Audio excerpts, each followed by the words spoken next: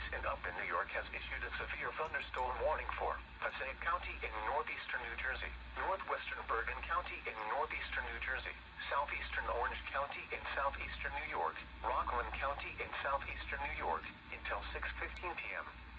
At 5:29 p.m., a severe thunderstorm was located near West Milford, moving east at 25 miles per hour. Hazard, 60 miles per hour wind gusts and quarter-size hail.